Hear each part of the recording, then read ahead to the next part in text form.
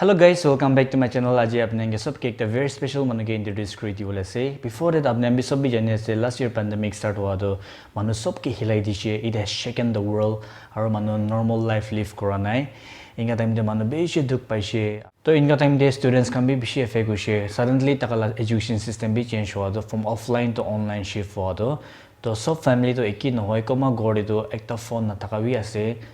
तो इनका टाइम ते एक ता concern मानो बड़ा भावना कोरी कि न students kan करने कुन गोड़े phone नहीं और ताहन online education किंगा पावो कोई न ताई भावना कोरी तका टाइम ते ताई एक ता project खुली ना तो project ते ताई 78 phones ताई collect करो पारिशे को न चनाई दिशे और 78 phones ताई distribute करिशे को न ताई चनाई दिशे.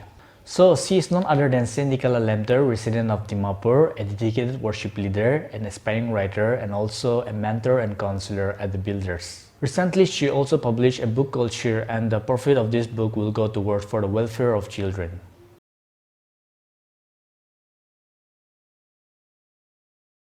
So, getting straight to the question, Senti, can you please tell us when did you start this project and how you started?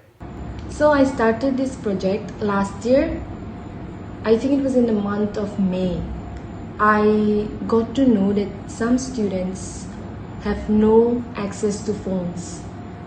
And I was really disheartened by the news because when the pandemic hit, the students could not go to school. And the phone or laptops or computers became like the blackboard, the note copy and the pens.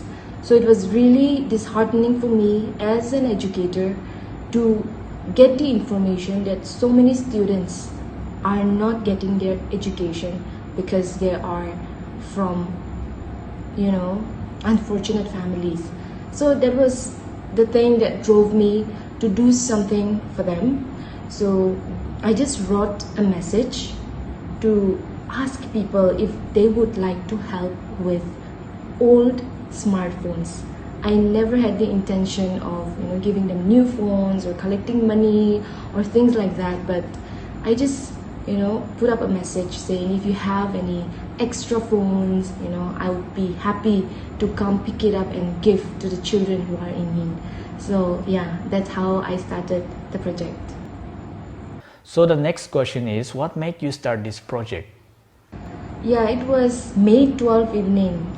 I was really restless when I heard that news and I was getting a little emotional, so to say, and feeling helpless, like how do I do this? And I was just in my room and I was just at home walking to and fro thinking and being sad and things like that. But once I got to my room and I just sat and I thought about the situation, I thought, if we just sit doing nothing and be emotional, cry,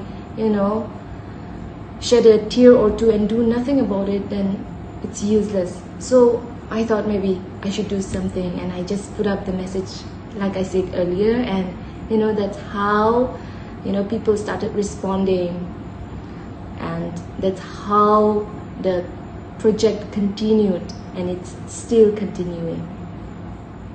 Wow, that's great. So Senti would love to know how was the response from the people? What do I say?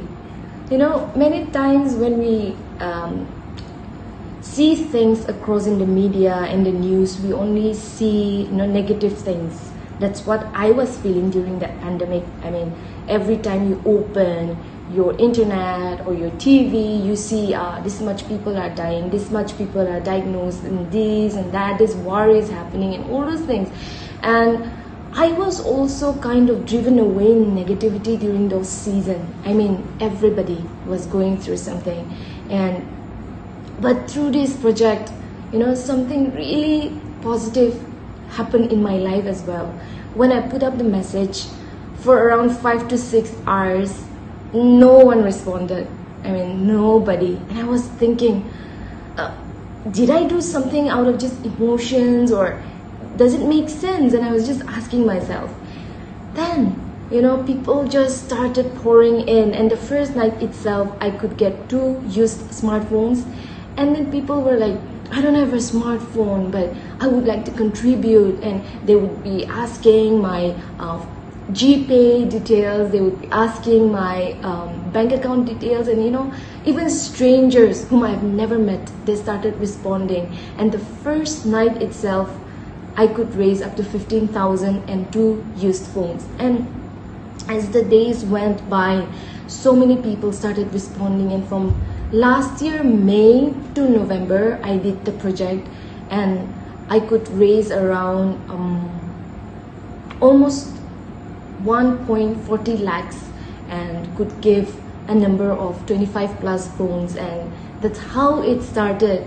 And we thought after November, and after the final exams were over, this year, that is 2021, we thought things will be normal, that the school started and we started going to school and things like that. But by mid-May again, the second wave hit and the government shut down the schools. We had to be back home, and again I got to know some news that there are some students who are really struggling. And when I say they're really struggling, they don't even have food, proper food. Their parents are, daily wage earners who live by day-to-day earnings. So it was really difficult for them.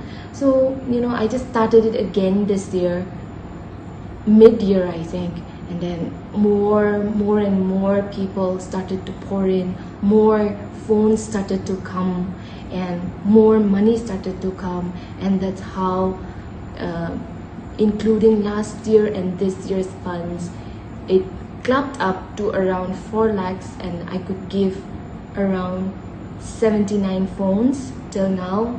And yeah, kudos to all those donors. I couldn't have done anything without you guys. Yeah, so good. That's why there were negative things happening, but for me, I could see so much of positivity through these people, and I could really experience the joy of giving together. And when I say this project, I always think it as teamwork, not like my work or I did it. No, but it's a teamwork, because without you donors, without the donors, I couldn't have done anything. So yeah, thank you.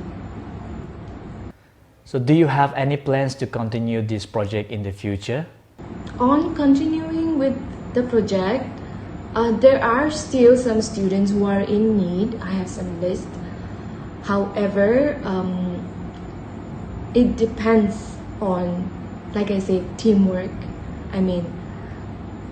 I can for some, but I can't for all, So there are situations, there are still some people who are in need, there are still some students. The situation is this: there may be 5 students in a house, all siblings, and they don't have a single phone. Just imagine.